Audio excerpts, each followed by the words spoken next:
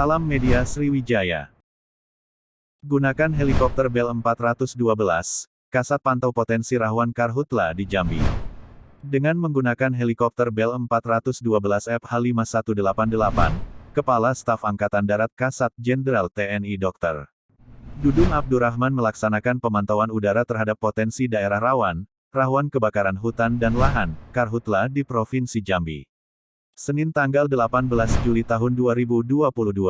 Usai melaksanakan pemantauan, Kasat mengatakan dengan pemantauan terhadap potensi-potensi rawan karhutla bersama Forkopimda Jambi ini, diharapkan dapat menghasilkan solusi yang permanen dengan melakukan penanaman tanaman produktif di titik-titik rawan kebakaran seluas 34.000 hektar untuk mencegah terjadinya kebakaran hutan dan lahan di Provinsi Jambi.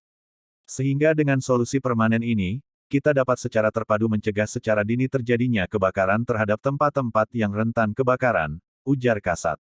Kasat selanjutnya memberikan apresiasi terhadap sinergi satuan jajaran Kodam 2 Sriwijaya dengan Pemda dan komponen bangsa lainnya dalam pencegahan karhutla tersebut, seperti dengan melakukan patroli bersama, memberikan edukasi kepada masyarakat, serta membantu memadamkan api saat terjadinya kebakaran yang kesemuanya itu merupakan implementasi dari 7 perintah harian Kasat di mana kehadiran TNI AD harus selalu menjadi solusi. Pencegahan kebakaran ini menjadi tanggung jawab seluruh stakeholder pemangku kepentingan, baik dunia usaha, instansi terkait, dan masyarakat, maka diharapkan masing-masing dapat menggerakkan seluruh sumber daya dan kemampuan dalam pencegahan dan penanganan karhutla di Jambi ini, pungkas Kasat. Media Sriwijaya melaporkan.